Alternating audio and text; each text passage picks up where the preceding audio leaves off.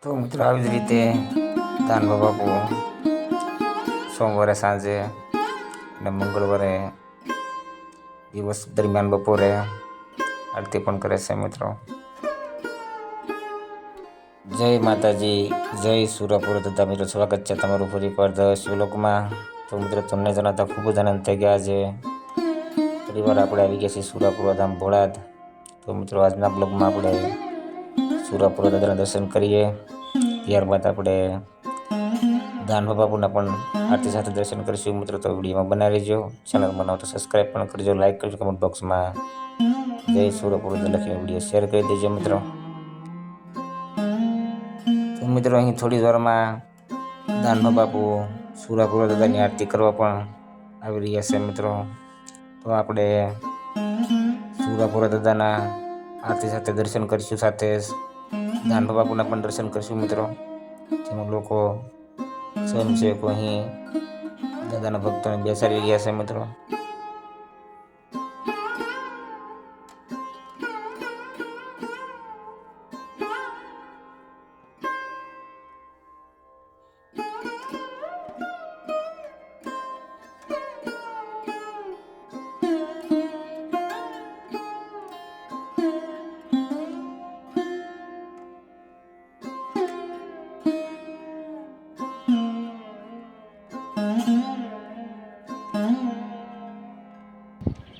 તો મિત્રો અત્યારે દાનભા બાપુ સુરાપુરા દાદાની આરતી પણ કરી રહ્યા છે મિત્રો.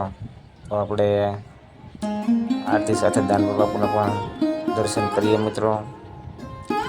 તો આવી જ રીતે દાનભા બાપુ સોમવારે સાંજે, મંગળવાર બપોરે દાદાની આરતી કરતા હોય છે મિત્રો. વિડીયો શેર કરજો, કમેન્ટમાં જય સુરાપુરા દાદા લખીને વિડીયો શેર પણ કરી દેજો મિત્રો. હવે આપણે સુરાપુરા દાદા પણ દર્શન કરીએ મિત્રો.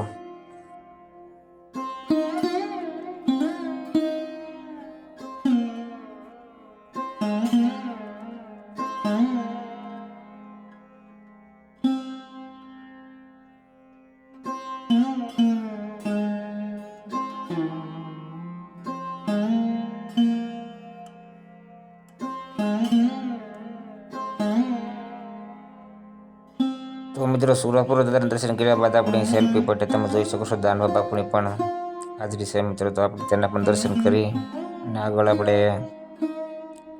પ્રસાદની પણ વ્યવસ્થા ખૂબ જ સરસ કરવામાં આવશે, તે પણ આપણે જોઈશું મિત્રો. તો વિડીયોમાં બનાવી રહેજો. ચેનલ બનાવો તો સબસ્ક્રાઈબ પણ કરી લેજો, લાઈક કરજો, કમેન્ટ બોક્સમાં જય સુરાપુરા દાદા જરૂરથી લખજો મિત્રો.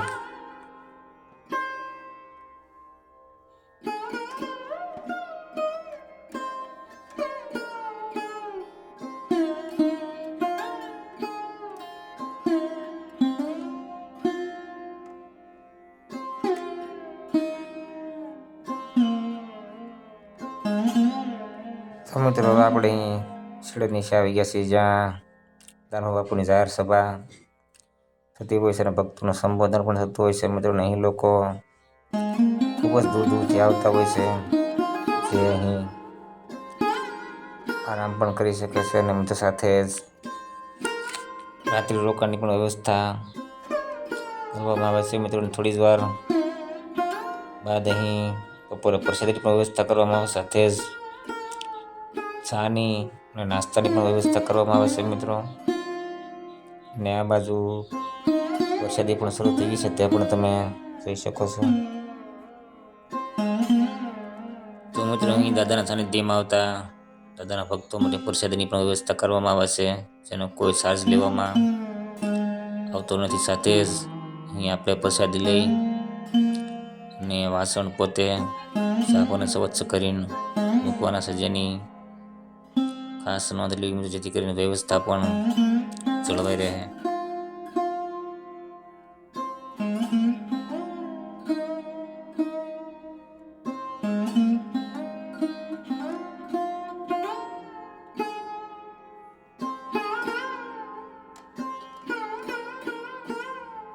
તો મિત્રો પ્રસાદ લીધા બાદ હવે આપણે અહીં દાનભા બાપુના પણ દર્શન કરીએ મિત્રો, જેઓ અહીં હાજર જ છે.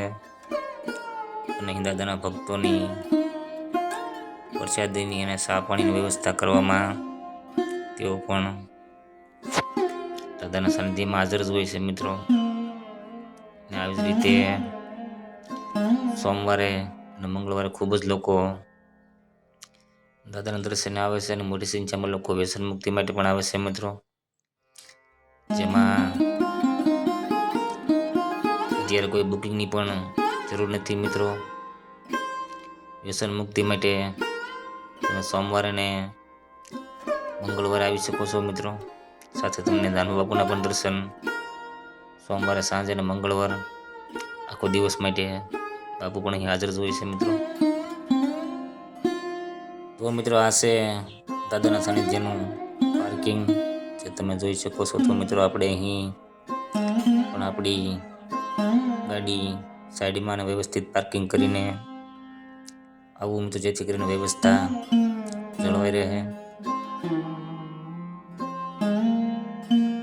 તો મિત્રો આવી જ રીતે સુરાપુરા ધામ ભોળાદ 24 કલાક માટે દર્શન માટે ખુલ્લું જ હોય છે મિત્રો. તો તમે કોઈ વ્યસન મુક્તિ માટે આવવા માંગતા હોય, કોઈ દવાખાના માટે આવવા માંગતા હોય, તે લોકોએ સોમવારે સાંજે અને મંગળવારે દિવસ દરમિયાન જ આવવું મિત્રો.